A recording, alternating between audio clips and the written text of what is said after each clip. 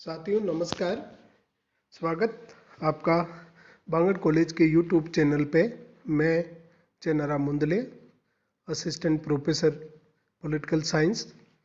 दोस्तों, आज के इस वीडियो में अपन पॉलिटिकल थ्योरीज का एक महत्वपूर्ण टॉपिक राज्य का नव उदारवादी सिद्धांत का अध्ययन करेंगे कि नव उदारवाद क्या है, क्या इसकी मूल मान्यता है और इसके कारण से वैश्विक समाज के सामने क्या चुनौतियां उभर कर आई है। इन सब का अध्ययन हम इस वीडियो में करने का प्रयास करेंगे।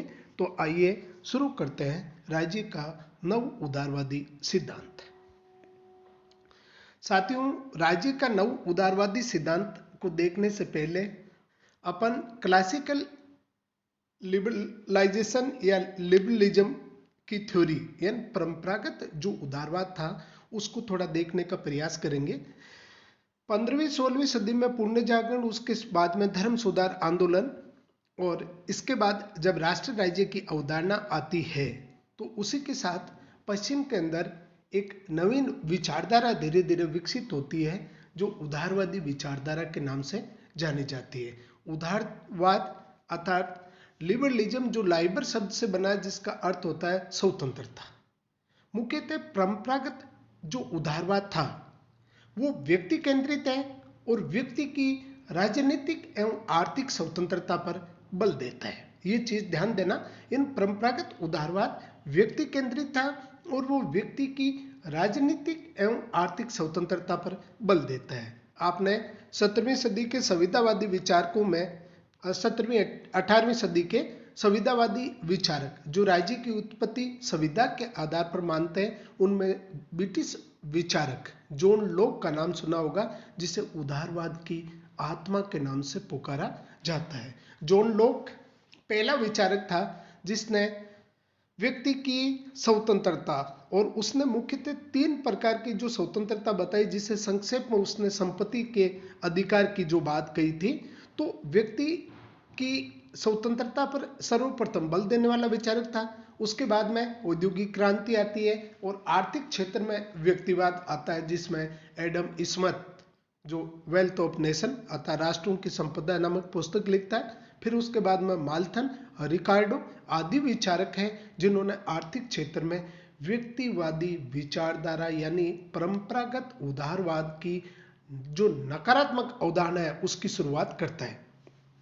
उसके मूल में आपने ये देखा होगा कि परंपरागत उदारवाद सभी व्यक्तियों की स्वतंत्रता पर, और स्वतंत्रता भी सभी प्रकार की, चाहे आर्थिक हो और राजनीतिक हो, पर बल देता है।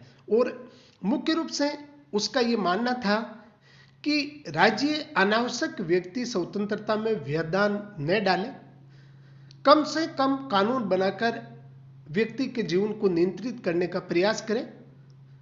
राज्य साध्य नहीं होकर के व्यक्ति के कल्याण का एक साधन मात्र है और वही सरकार सबसे अच्छी सरकार है जो कम से कम शासन करे। कहने का मतलब उस समय का जो स्टेट था वो एक पुलिस राज्य था जिसका काम केवल शांति और व्यवस्था बनाए रखना है। मानवीय कल्याण के बारे में राज्य को बिल्कुल नहीं सोचना है। उनका ये मानना था कि आर्थिक क्षेत्र में व्यक्ति अपना हित अच्छी तरह से जानता है, अतः राज्य को उसके कार्यों में अनावश्यक दखल नहीं देना चाहिए। और इसी आधार पर आपने देखा होगा कि यद भाव्यम यानी अंग्रेजी में जिसे लेसेज फेयर की नीति या थ्योरी कहते हैं उसका प्रतिपादन किया, अर्थात व्यक्ति को अकेला छोड़ दो, राज्य को अनावश्यक उसके जीवन को नियंत्रित करने का प्रयास नहीं करना चाहिए।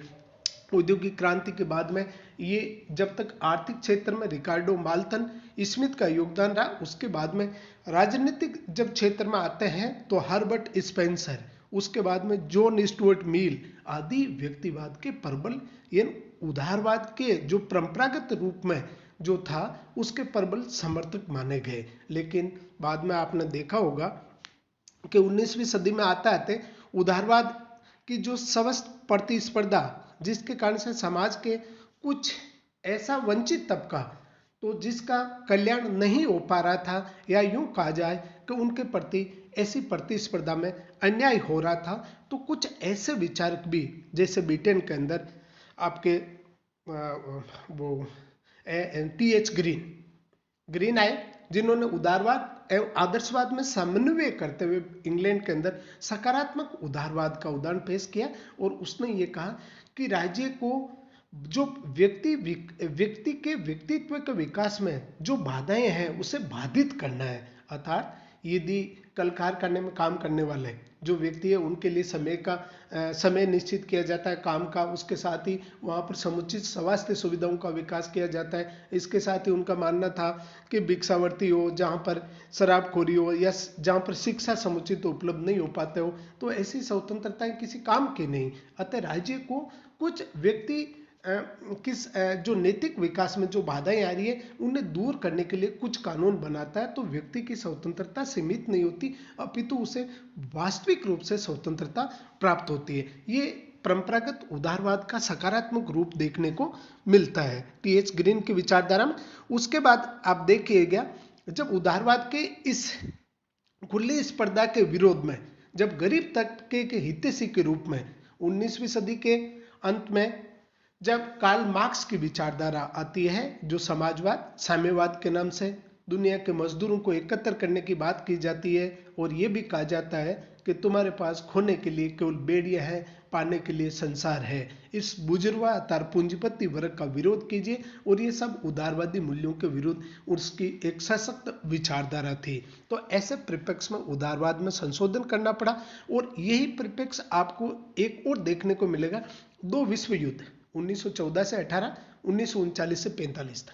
दूसरे विश्व युद्ध के बाद में अब क्या हुआ कि युद्धों के कारण से जो आर्थिक साथ ही सामाजिक एवं जो जन धन की हानि हुई थी, जो राष्ट्र पिछड़ गए थे, उनके पुनर्निर्माण के लिए समाज के गरीब तबकों को ऊंचा लाने के लिए जो सामाजिक योजनाएं चलाना जरूरी हो गया था। तो ऐसी स्थिति के अंदर राज्य का जो अभी तक का जो स्वरूप पुलिस राज्य था उसमें बदलाव करना जरूरी था। और ऐसे में ब्रिटिश विचारक लॉस्की जो आधुनिक लोक कल्याणकारी राज्य, यहीं से 20वीं सदी के शुरू में लोक कल्याणकारी राज्य की शुरुआत होती है। और राज्य के कार्य क्षेत्र में लोक कल्याणकारी राज्य के अस्तित्व के साथ ही तीव्र गति से विकास होता है। उसके बाद आपने देखा होगा, जब इस तरह के जब राज्य कल्याणकारी राज्य ने जब सामाजिक सुरक्षा की भावना बढ़ी, वहीं ये भी अनुभव किया गया कि इसके कारण आर्थिक विकास की गति धीमी हुई है। जब कल्याणकारी राज्य के स्वरूप को अपनाया तो एक ओर तो सामाजिक सुरक्षा की लोगों में भावना फैलने लगी, वहीं दूसरी ओर जो आर्थिक विकास की गति थी वो विश्व के सभी राष्ट्रों की लगभग कम होने लगी, क्योंकि लोक हितकारी राज्य में सभी व्यक्तियों के हितों को ध्यान में रखकर योजनाएं बनाई गई। इस कारण बहुत से लोग सामाजिक सेवाओं का लाभ उठाकर आराम से जीवन बिताने के चक्कर में काम करना छोड़ गए। उनकी धारणा बन गई कि चाहे वे कार्य करें या न करें, राज्य तो उनके आवश्यकताओं की पूर्ति करेगा ही। दूसरी ओर सभी लोगों के कल्याण के लिए जो योजनाएं संचालित की जा रही है उसके लिए धन की आवश्यकता पड़ी, जिससे वह योग्य और परिश्रमी लोगों से राज्य ज्यादा से ज्यादा टैक्स वसूलने लगा। फलस्वरूप प्रतिभाशाली तथा परिश्रमी लोगों पर टैक्स का बोझ इतना बढ़ गया कि वे भी श्रम करने से विमुख हो जाते, जिसके कारण आर्थिक विकास की प्रक्रिया इन आर्थिक सामाजिक लोक कल्याणकारी राज्य ने सामाजिक सुरक्षा की भावना को तो बढ़ाया, लेकिन आर्थिक विकास की गति जो है वो धीमी पड़ी। इसके 2 कारण, एक तो सभी लोग जब सामाजिक सुरक्षा के कारण राज्य पर आश्रित हो गए, और दूसरी ओर जो टैक्स ज्यादा भर रहे थे उन्होंने काम करना बंद कर दिया, तो इससे आर्थिक विकास की जो गति है वो मंद होने लगी। इसके साथ ही 1950 से लेकर 1970 का जो दशक है वो समाजवाद और लोक कल्याणकारी राज्य का एक गोल्डन एरा या एक स्वर्णिम युग के नाम से जाना जाता है। भारत में भी आपने देखा होगा इसी काल के अंदर समाजवादी समाज या लोकतांत्रिक समाजवाद के नारे लगते रहे, परंतु 1970 के दशक के उत्तरार्ध में या यूं कहे 1980 के दशक की शुरुआत में इस प्रकार का लोक कल्याणकारी राज्य की धारणा के कारण से जब आर्थिक विकास की गति मंद होने लगी, तो अमेरिका और ब्रिटेन जैसे देशों के अंदर एक नवीन विचारधारा को बल मिला, जो नव उदारवाद या न्यू लिबरलिज्म के नाम से जानी जाती है। नव उदारवाद दी धारणा जो कि राज्य को आर्थिक क्रियाकलापों से दूर एक बाजार व्यवस्था जो कि मुख्यतः प्रतिस्पर्धा पर आधारित होती है और इसके मूल में इसकी वही आत्मा है, अर्थात नव उदारवाद उस उदारवाद को जो 17वीं सदी का था परंपरागत उदारवाद, उसकी मूल मान्यताओं को फिर से संस्करण के माध्यम से या संशोधित रूप से स्थापित करना चाहता है। लेकिन यहाँ पर एक चीज ध्यान देना, नव उदारवाद परंपरागत उदारवाद की भांति व्यक्ति केंद्रित नहीं है, अपितु ये बाजार केंद्रित है, इसलिए इसे बाजारवाद की संज्ञा भी दी जाती है।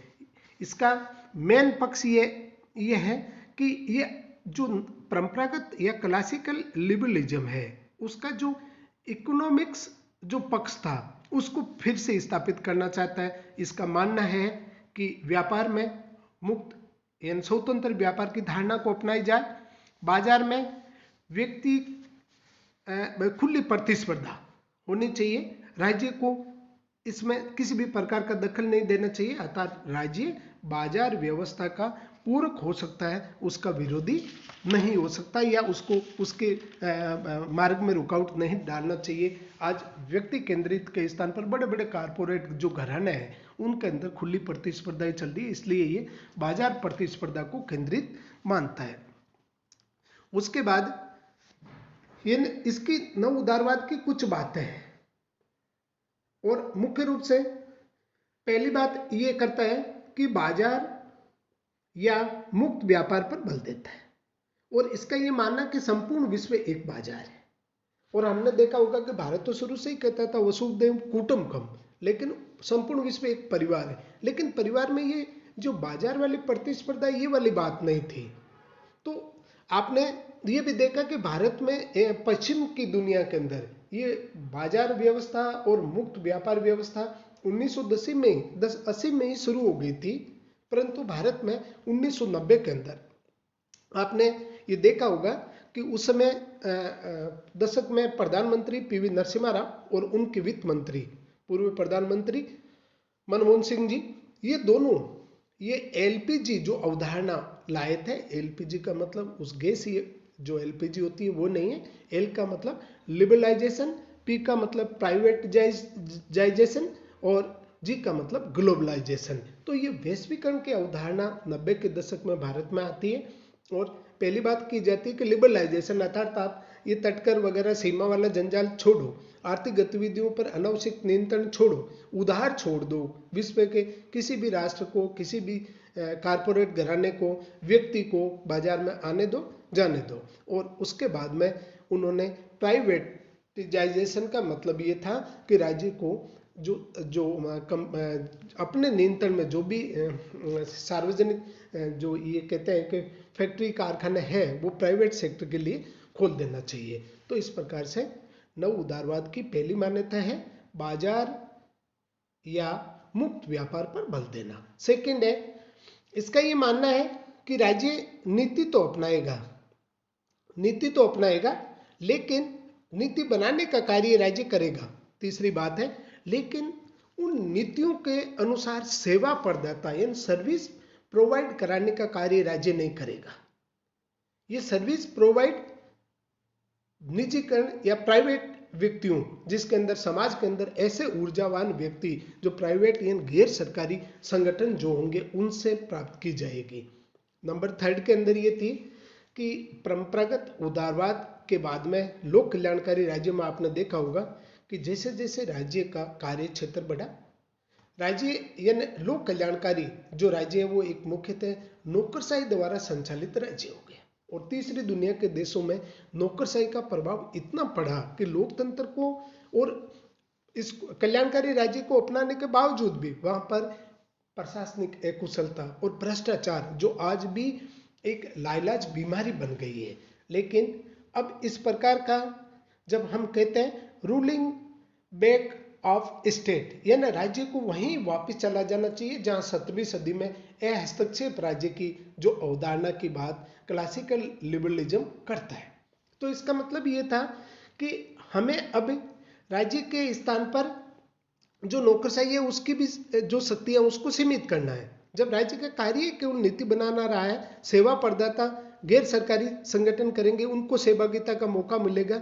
और ये आपने देखा होगा कि 1 जनवरी 1915 से भारत में योजना आयोग के स्थान पर नीति आयोग आया और नीति आयोग के अंदर जिस तरह प्राइवेट सेक्टरों के अंदर कार्यकारी अधिकारी होते हैं वैसे ही अधिकारी लाए गए। गैर सरकारी जो संगठन के महत्वपूर्ण व्यक्ति है उनको उसमें जगह दी गई है सरकारियों के साथ में। और इस प्रकार से ये एक जो नव उदारवाद है उसकी जो बातें हैं उसी को सब राष्ट्र फॉलो कर रहे हैं, क्योंकि अब कोई भी सरकार आए आप उस रूप में वापस नहीं जा सकते जो 1950 से 70 का दशक में थे। उसके बाद में जो इसकी चौथी प्रमुख बात है वो है आर्थिक स्वतंत्रता की प्राप्ति। ये नव उदारवादी पॉलिटिकल फ्रीडम की उतनी बात नहीं करते जितने की इकोनॉमिक फ्रीडम की बात करते हैं। उनका मानना है कि आर्थिक स्वतंत्रता के लिए यदि राजनीतिक स्वतंत्रता का समर्पण भी करना पड़े तो भी किया जा सकता है। तो इस प्रकार से ये नव उदारवाद की प्रमुख बातें हैं और ये मुख्यतः राज्य को बाजार व्यवस्था के पूरक के रूप में ही कार्य करने पर बल देता है, या अर्थात इसी रूप में राज्य को कार्य करने की बात करता है। अब उसके बाद है कि नव उदारवाद की आलोचना के क्या आधार हो सकते हैं। देखिए कि विश्व के अंदर धनी और निर्धन सभी तरह के देश हैं और जो सबसे प्रमुख जो समस्या सामने उभर कर नव उदारवाद की आ रही है वो आ रही है आपके तीसरी दुनिया के देशों के पास। तीसरी दुनिया के देशों के अंदर गरीबी, भूखमरी, बेरोजगारी एक आम समस्या है और वहां पर जो आम आदमी है अर्थात जो वंचित तबका है उस तबके को यदि इस बाजार व्यवस्था के अधीन कर दिया जाए तो उनका क्या होगा। उनको मार्केट पर नहीं छोड़ा जा सकता, उनके लिए सोशल वेलफेयर की जो प्लानिंग है वो चलाना ही पड़ेगी। तो ये एक प्रमुख समस्या उभर कर आ रही है। उसके बाद है जब सरकार की भूमिका सीमित होगी, सरकार अपने आय को आपको ऐसा ही महसूस करेगी। आपने कहा कि प्लानिंग गवर्नमेंट बनाएगी लेकिन सर्विस प्रोवाइड गैर सरकारी संगठन करेंगे। अब आपने आज देखा ही होगा कि जिस तरह भारत में ये संविदा सिस्टम चल रहा है या ठेका प्रथा जो चल रही है उसकी क्या गुणवत्ता है ये सबके सामने है। लेकिन सरकार इनको अब मान लिया जाए कि ये ठीक से कार्य नहीं करते, केवल आप फाइनेंशियल उन पर प्रभाव डाल सकते हो, बाकी उनको कैसे नियंत्रित करना है, कैसे अच्छा कार्य कराना, ये सरकार के भी बस की चीज नहीं रही है। उसके बाद है सेवा प्रदाता जब दूसरे व्यक्ति करेंगे। और आपने देखा होगा कि कारपोरेट घराने जिसको लेकर आज चारों ओर हाई तौबा मच रही है कि इनके कर्जे माफ किए जा रहे हैं, उनके ये किए जा रहे हैं। जब सेवा प्रदाता कारपोरेट घराने हो गए तो जो सरकार का काम नीति बनाना है तो उसकी नीतियों को भी वो अपने अनुरूप प्रभावित करें। और उसी रूप में जब नीतियों को प्रभावित कर रहे हैं तो आप देखना कि जब हमारे पॉलिटिकल साइंस के फादर अरस्तु ने जब 3 प्रकार की शासन प्रणाली जिसमें 3 शुद्ध रूप 3 विकृत रूप बताए। नंबर 1 था राजतंत्र, विकृत आततायी तंत्र, कुलीन तंत्र, विकृत धनिक तंत्र और लोकतंत्र विकृत रूप भीड़ तंत्र। और आज आप देखना आने वाले समय में ये इसका 7वां रूप भी आ सकता है और वो एक हम ऐसे लोकतंत्र की ओर जा रहे हैं जो व्यापारिक तंत्र होगा। ये ना लोकतंत्र व्यापारिक तंत्र में तब्दील हो जाएगा और सब प्रकार का जो सिस्टम है उस सिस्टम में बाजार हावी हो जाएगा, उसके कारपोरेट जो घराने हैं वो हावी हो जाएंगे और आम व्यक्ति की ऐसे में सुनने वाला कोई नहीं रहेगा। तो ऐसी स्थिति में इस प्रकार की जो बाजारिक प्रतिस्पर्धा है उसके अंदर राज्य को अपना रोल या भूमिका निभाना होगा, इसे नियंत्रित करना होगा, अन्यथा लोकतंत्र व्यापारिक तंत्र में तब्दील हो सकता है। अंत में हम कह सकते हैं इसके साथ ही हमने ये भी देखेंगे कि नव उदारवाद या नियो लिबरलिज्म के दार्शनिक आधार अर्थात कौन कौन से विचारक हैं जो इसका प्रतिपादन करते हैं, समर्थन करते हैं। शुरू के अंदर जो नकारात्मक नव उदारवाद है जिसे स्वेच्छा तंत्रवाद भी कहते हैं, ध्यान देना।